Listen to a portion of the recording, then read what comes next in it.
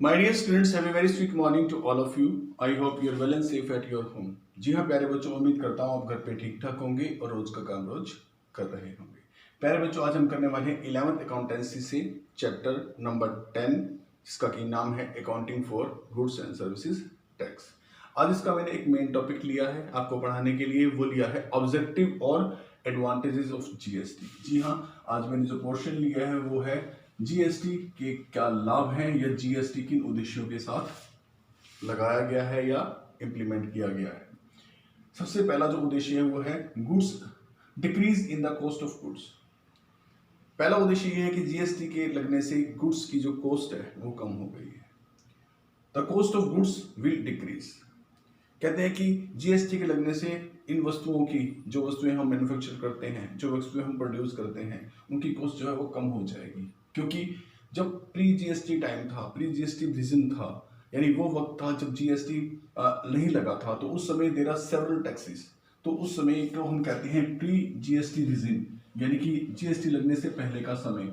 उस समय there were many indirect taxes, बहुत सारे इनडायरेक्ट टैक्सेस थे, ठीक है, जो सेंट्रल गवर्नमेंट लगाती थी या फिर लाइव किए जाते थे सेंट्रल गवर्नमेंट के द्वारा या फिर स्टेट गवर्नमेंट लगाती थी।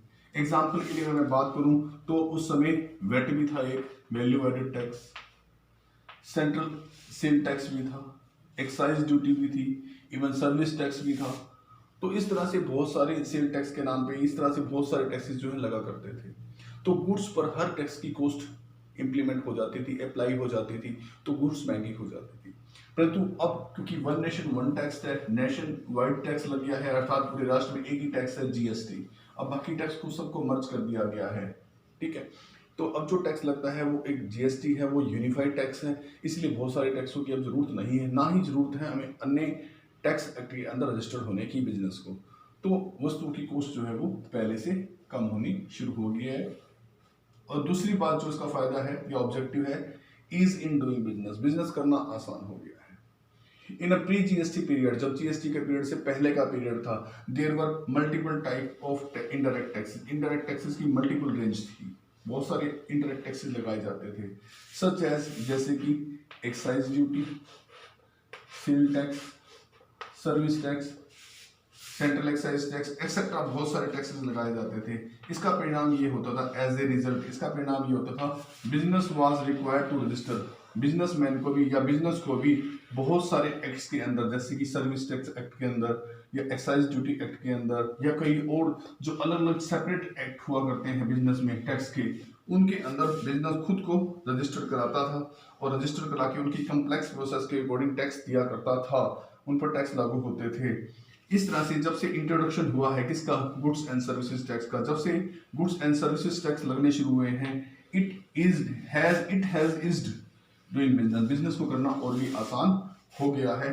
एज नाउ, अब हमें क्या है, अब हमें बहुत सारे जितने टैक्सेस पहले लगा करते थे उनमें रजिस्टर होने की जरूरत नहीं है, वो हट गए हैं, वो सारे मर्ज होकर जीएसटी में आ गए हैं। तो अब हमें एक ही जगह रजिस्टर होना पड़ता है और वो है जीएसटी। क्या है, गुड्स एंड सर्विसेज टैक्स के अंदर ही रजिस्ट्रेशन नंबर लेना होता है और हमारा बाकी सारा काम आसान हो गया है, बाकी के अंदर हमें रजिस्टर होने की जरूरत नहीं है।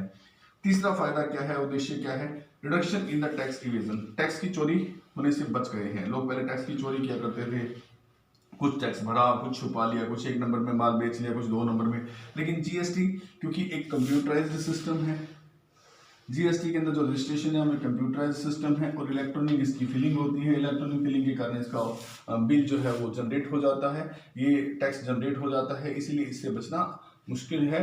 और इसके थ्रू जो है one nation one tax policy है, जो टैक्स है उसकी रेट्स भी कम है, इसलिए लोग इससे चोरी करने से बचते हैं, इसको दे ही देते हैं, इसको भर ही देते हैं। और गुड्स बिकम्स चीपर, क्योंकि बहुत सारे टैक्स लगने से गुड्स जो है 70-80% तक उसमें कॉस्ट ऐड हो जाया करती थी टैक्सेस की, इससे गुड्स बहुत महंगी हो जाती थी। अब जो जीएसटी की रेंज है वो 0% से लेकर 0% टू 28% मैक्सिमम है। तो इस तरह से गुड्स जो है पहले से ज़्यादा चीपर हो जाती है। पहले तो 70% तक टैक्सेस ही जुड़ जाया करते थे, कभी एक्साइज के रूप में, कभी सेंट्रल सेल टैक्स के रूप में, कभी किसी रूप में, अलग अलग टैक्सेस के अंदर 70% तक कॉस्ट हाई हो जाया करती थी। लेकिन अब क्योंकि इसकी रेंज ही 28% मैक्सिमम है, तो इसमें जो है, ठीक है, वो गुड्स जो है वो ज़्यादा एक्सपेंसिव नहीं होती, गुड्स चीपर हो जाती हैं, उनकी कॉस्ट घट जाती है। दूसरी बात, अट्रैक्टिव फॉरेन इन्वेस्टमेंट, हम विदेशी इन्वेस्टमेंट को खींच सकते हैं, विदेशी इन्वेस्टमेंट को अपनी तरफ आकर्षित कर सकते हैं कि वो हमारे देश में आए और ज़्यादा से ज़्यादा इन्वेस्टमेंट यहाँ पर करें।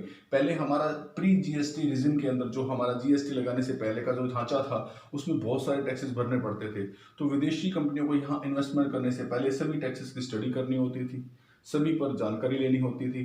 तो इस चक्कर में हमारी कॉस्ट और हमारी कम्प्लेक्स जो टैक्स का स्ट्रक्चर था उसकी वजह से वो इन्वेस्ट करने से बचा करते थे, अर्थात इन्वेस्ट करने में इतनी रुचि नहीं दिखाते थे। अब वन नेशन वन टैक्स है, तो अब उसकी रेंज भी लोगों को पता है, इसेंशियल गुड्स पर कैसा लगता है, कॉमन गुड्स पर कैसा लगता है, मैक्सिमम गुड्स पर कैसा लगता है, स्टैंडर्ड रेट क्या है, अब लग्जरी गुड्स पे कैसा लगता है, सब पता है। इसीलिए वो लोग देखते जानते हुए, क्योंकि वन टैक्स ही देना है, उसकी स्टडी करके ज़्यादा इन्वेस्टमेंट को अट्रैक्ट करने में हम लोग सफल हो पाए हैं। जीएसटी आने से फॉरेन इन्वेस्टमेंट इंडिया में बढ़ी है।